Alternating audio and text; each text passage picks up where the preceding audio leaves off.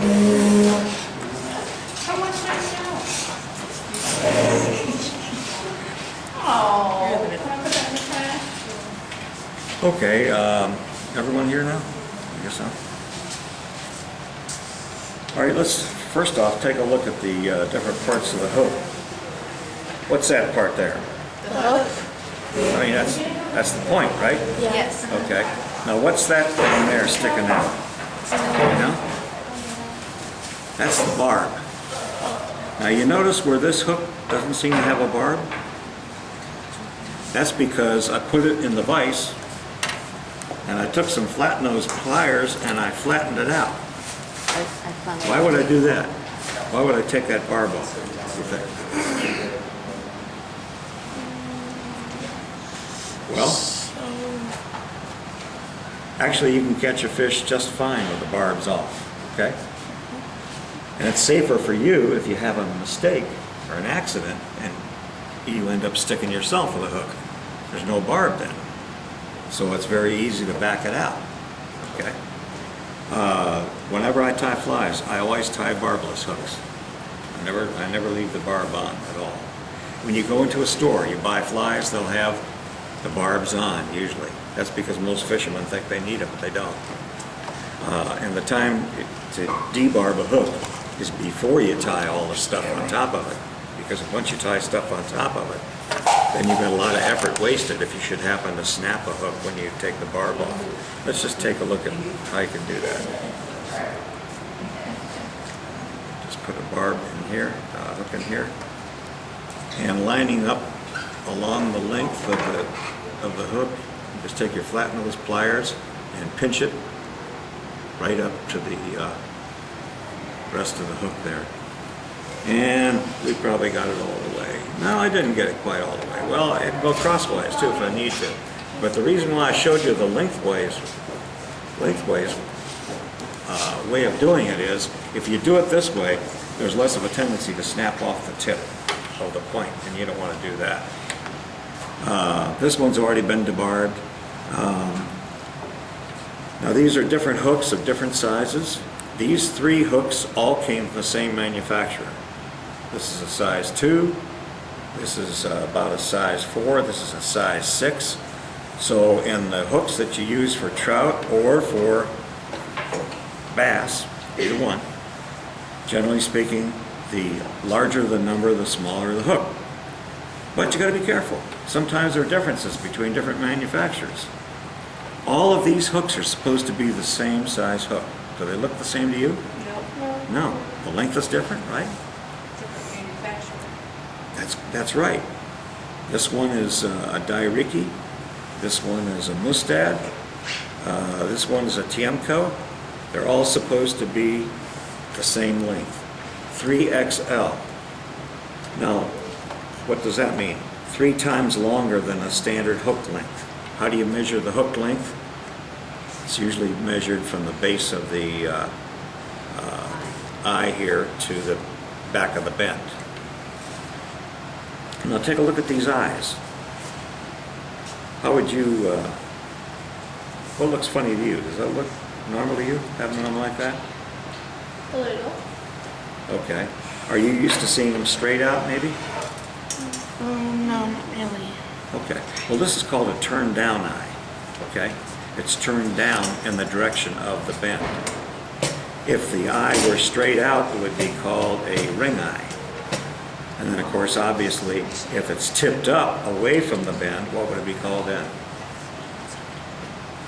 Turned up, right? Sure, just the opposite. Okay. So, the whole lesson of this part here is, when you learn about different kinds of flies, you usually learn about them and you have a pattern to go by. It's like a recipe that your mom might use in the kitchen, except it's for making flies. And just because it says that you should use a particular hook size, well, maybe it'll work out fine for you, maybe it may not, depending on the manufacturer. There are other differences between manufacturers. Do these colors look the same to you? Nope. No. They don't to me either, and I'm partly colorblind. Both of these are supposed to be chartreuse. Now, If you go to this manufacturer and get any of their stuff that's labeled chartreuse, it's going to be this color. If you go to this manufacturer, it's going to be this color. So that means, just like with hooks, between manufacturers, different colors may be different. So it's just a matter of experience and learning what the differences are. Okay, that's just something to keep in mind. All these hooks here are freshwater hooks. They aren't rust resistant. In other words, they don't have any tin plating on them, and nor are they stainless steel, which you would use in salt water. We've already gone about debarbing a hook. How do we put a hook in the vise? Before I do that, let me debarb this hook as well, because this is the hook I'm going to use for the demonstration.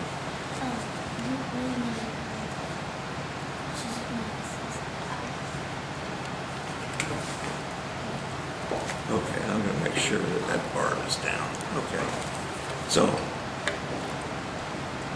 now I'm going to put it in the vise like this.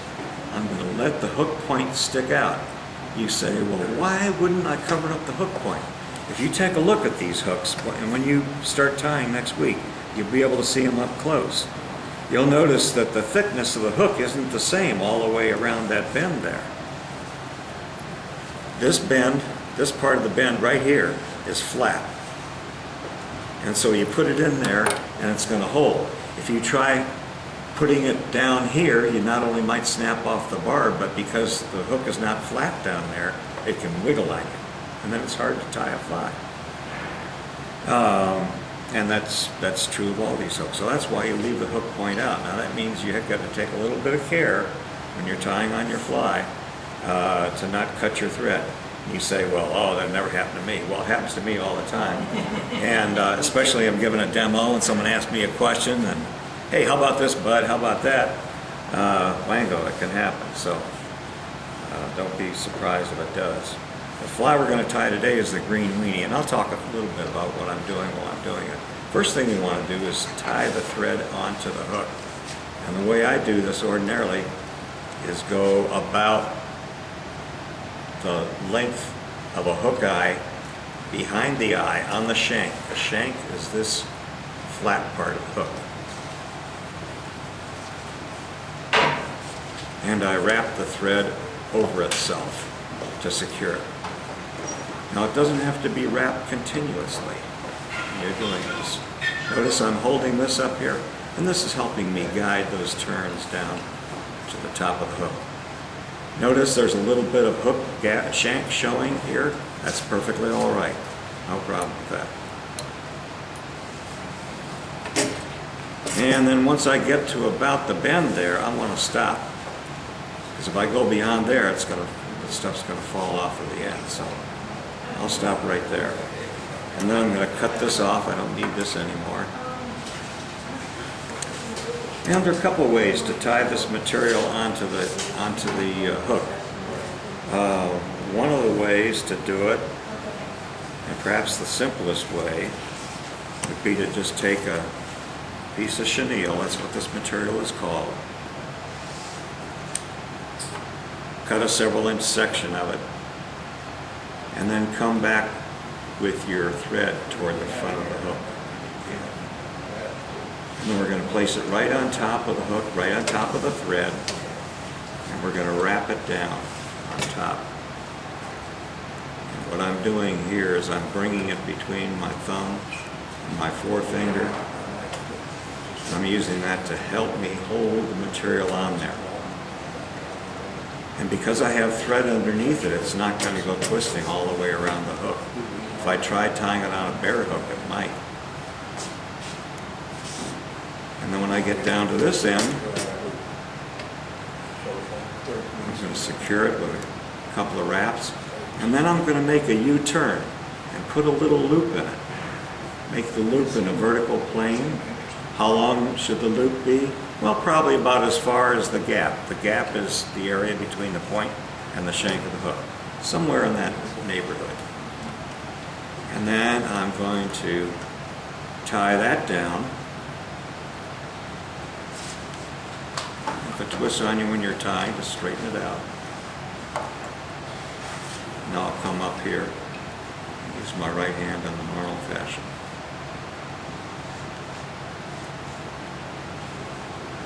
Tie it down on top of the hook.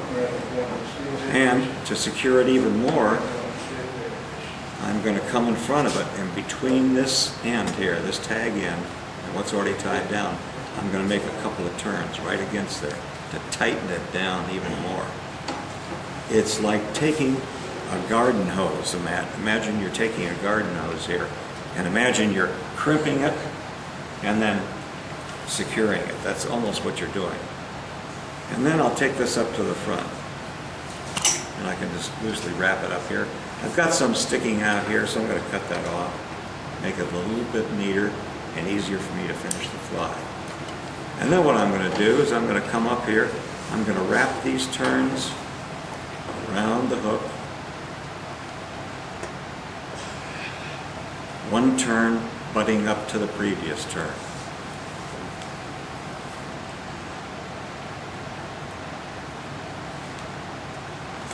This fly is called, the name of it is called the green weenie. It was invented up in Pennsylvania.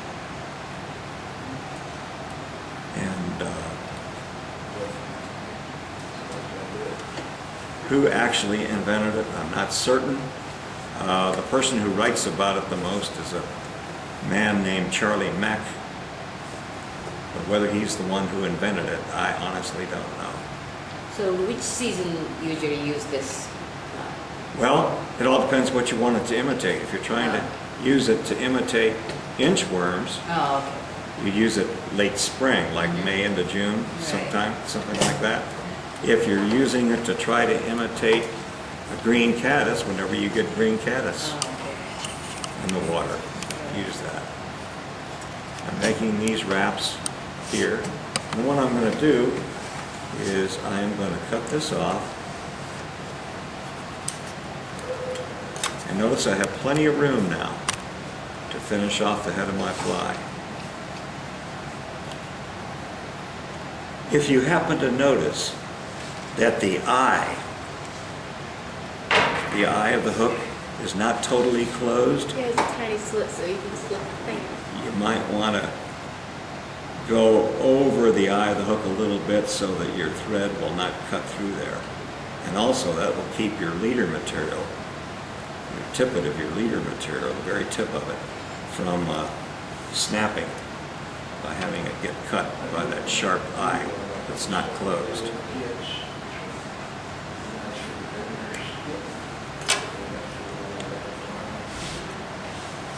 Okay, and then for finishing this, we've got a couple different ways to do it.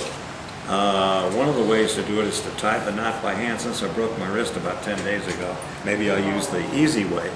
But let's see if I can do it with just my wrist.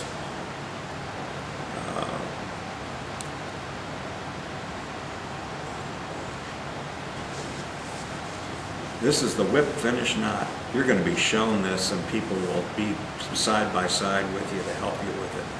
So don't worry about learning what it is I'm doing now. But the point of using the whip finish knot is it's a very durable knot.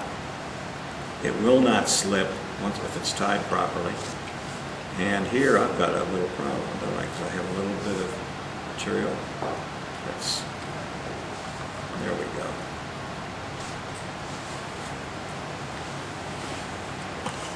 And if I want to reinforce it, I'll just tie over it. And I'm going to for this case. And I have plenty of room here. Notice I didn't get the chenille close to the end of the hook. And that's something when you're tying flies, it's something you learn as a beginner. You know, it's just something that most beginners tend to do it. And those of us who aren't paying attention when we're tying flies, we might get too close to the end too. But that's a green weenie. And that's used for trout around here. You can use it for bluegills or brim. I can't think of anything else I've fished for with it. Any of you guys? I don't know why not. I don't know why not. It's usually tied, normal sizes are size 10 to about 14 or 16. It's usually tied smaller than this. I'm tying it bigger than this, you can see better what it is that I was doing.